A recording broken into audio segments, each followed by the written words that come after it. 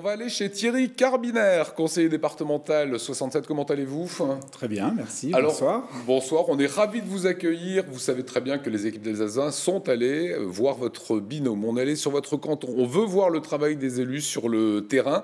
Et donc, il y a été question, vous allez le découvrir de suite, de contrats de territoire, de transport en commun et d'actualité, puisque la maladie d'Alzheimer était au cœur de tout reportage d'Adrien Laby. Dominé par les tours du château du Haut-Bar, le canton de Saverne compte 18 communes. Un paysage vallonné, traversé par le canal de la Marne au Rhin, qui file le long d'Azorn. Ce territoire riche de son patrimoine est un lieu propice pour se laisser aller à la flânerie, au cours de balades champêtres. Il est 6h45, déjà les premiers rayons du soleil chassent la nuit. À Vasselonne, pour partir au travail, on prend le bus. Grâce à des aménagements sur la départementale 1004, le transport en site propre de l'Ouest strasbourgeois, TSPO, devrait relier les deux villes en 40 minutes. Pour fournir une alternative à la voiture individuelle, la compagnie de transport du Bas-Rhin met les bouchées doubles, un bus toutes les 10 minutes en heure de pointe. L'objectif, favoriser un mode de transport plus respectueux de l'environnement et désengorger les axes routiers. Ça constitue une véritable alternative. Pour preuve, les chiffres. En 2010, on avait à peu près 295 000 passagers sur cette ligne 230, donc TSPO. Fin 2013, on était à 430 000 et on espère en fait pouvoir arriver jusqu'à 600 000 personnes, ce qui veut dire qu'il y aura moins de véhicules sur la 1004. Un parking relais vient d'être installé à Vasselonne. En face, c'est un centre sportif que l'on édifie. Pour le construire, la commune a bénéficié des aides départementales dans le cadre du contrat de territoire. Un dispositif qui a également permis de construire une salle plurifonctionnelle à Retembourg. Le contrat de territoire est un contrat qui est passé entre le conseil départemental et les acteurs locaux d'un territoire, donc la communauté de communes et les communes membres. C'est un contrat qui est signé pour 6 ans et qui permet d'acter un certain nombre de réalisations qui semblent pertinentes pour le territoire. Pour une commune comme Retembourg, une salle polyvalente est quelque chose d'important, puisque ça permet le bien vivre au niveau d'une commune, de pouvoir réunir les personnes au niveau des manifestations, mais aussi pour le sport et pour un certain nombre d'activités. Des chaussettes remplies d'épices pour lutter contre la maladie d'Alzheimer. Objectif de l'exercice, faire travailler sa mémoire sensorielle pour découvrir ce qui se cache au fond. La résidence senior Les Marronniers à Saverne accueille un des ateliers proposés dans le cadre de la semaine Alzheimer. La thématique, c'est l'aide aux aidants en particulier, et puis aussi l'aide aux malades. On a une quarantaine de conférences, de débats, d'animations qui sont organisées au travers de tout le territoire du département du Bas-Rhin pour sensibiliser à cette maladie, pour la prise en charge des malades, mais aussi prendre en compte la détresse des familles et des aidants naturels. Au quotidien, les personnes âgées, comme leur famille ou leur entourage, mais les professionnels aussi, peuvent trouver de l'information auprès de l'espace d'accueil senior que le conseil départemental a mis en place.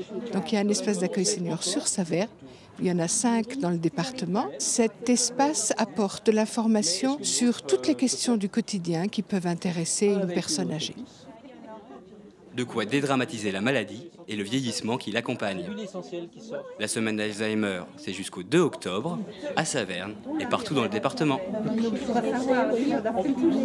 Voilà pour le vrai travail de terrain avec votre binôme Michel Eschliman. Thierry Carbinaire, hier c'était la journée mondiale de la maladie d'Alzheimer, on s'en est fait l'écho sur le plateau d'Alsace 20. Et pour vous et le conseil départemental, mobilisation qui était totale. Vous avez organisé même une semaine complète. Pourquoi une semaine autour de cela ? C'est un sujet fondamental dans l'évolution de la durée de vie, dans l'affection que cela représente. Il y a en plus dans des territoires comme le territoire de la région de Saverne des besoins. Nous avons une population avec un niveau d'âge assez élevé et donc effectivement il y a une pathologie qui est présente à laquelle il faut pouvoir réagir. On revient sur tous les sujets qui ont été évoqués. Le TSPO, qui est le transport en site propre de l'Ouest strasbourgeois, il s'arrête à Vasselonne. Vous êtes de Saverne. Est-ce qu'on pourrait imaginer un dispositif similaire qui irait justement jusqu'à Saverne? Est-ce que ce serait possible?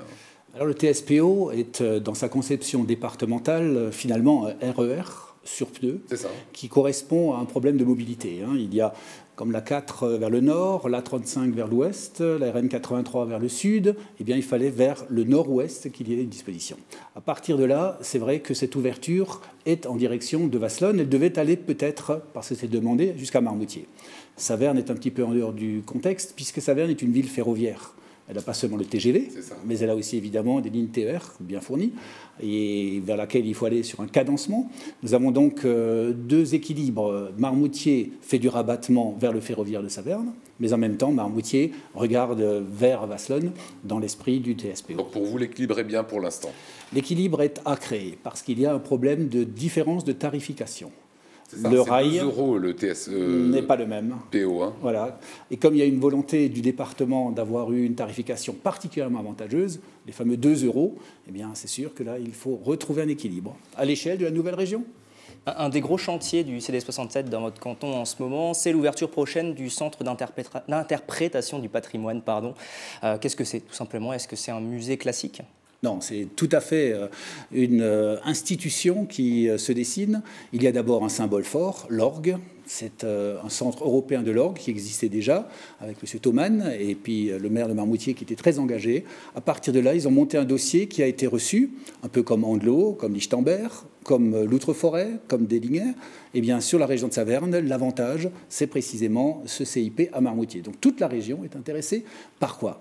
Par une espèce de façon de mieux connaître l'orgue. On entre, il y a donc un côté découverte, il y a un côté technologique très poussé, puisqu'il y aura un éclatement de l'ensemble des fonctions de l'orgue. Il y a également un côté pédagogique, donc c'est de pouvoir donner aux différentes écoles. Et en même temps, ce symbole, l'orgue, l'Alsace, c'est une fierté. C'est donc vers l'Europe, l'Allemagne étant assez orientée aussi vers l'orgue. Et bien voilà, il y a la spiritualité qui vient se mettre en musique et il y a alors une dimension culturelle. C'est la culture avec la spiritualité. Ouverture quand à Marmoutier? On le sait déjà?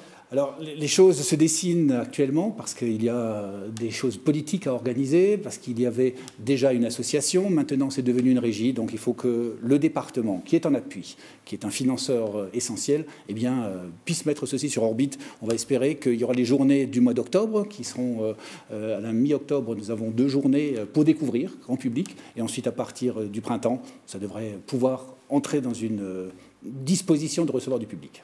Vous êtes également le président du SDIS 67 et on sait que Frédéric Bierry est très attaché à la notion d'engagement citoyen. Est-ce que quand on est le patron comme ça, des pompiers, 67, on a envie de dire venez faire du bénévolat, venez nous donner un coup de main, venez vous engager? Alors là, nous sommes sur un domaine qui est le secours à la personne d'abord. 80%, on a souvent l'image des pompiers qui était la lutte contre le feu, l'incendie. Maintenant, c'est 80% le secours à la personne.